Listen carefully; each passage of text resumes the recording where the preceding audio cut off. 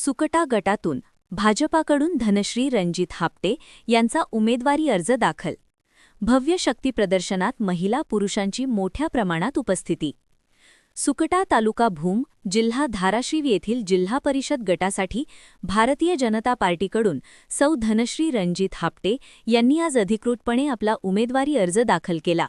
याप्रसंगी भाजपच्या कार्यकर्त्यांनी आणि समर्थकांनी मोठ्या प्रमाणात शक्ती प्रदर्शन करत निवडणुकीचा रणसंग्राम सुरू झाल्याचे स्पष्ट संकेत दिले. उमेदवारी अर्ज दाखल करताना भाजपचे सक्रिय कार्यकर्ते रणजितदादा हापटे यांच्या नेतृत्वाखाली महिला व पुरुषांची मोठी उपस्थिती पाहायला मिळाली. संपूर्ण परिसर घोषणाबाजी, उत्साह आणि आत्मविश्वासाने भारलेला होता. कार्यकर्त्यांच्या जोशातून भाजपची संघटनात्मक ताकद स्पष्टपणे दिसून आली. यावेळी बोलताना सौ धनश्री रणजित हापटे म्हणाल्या, जनतेचा विश्वास, कार्यकर्त्यांची ताकद आणि भाजपची विकासाची भूमिका याच्या बळावर आम्ही कसल्याही परिस्थितीत ही निवडणूक जिंकणारच आहोत. सुकटा गटात भाजपकडे मोठ्या आशेने पाहिले जात असून महिला नेतृत्वाला मिळालेला पाठिंबा हा या निवडणुकीतील महत्त्वाचा मुद्दा ठरत आहे.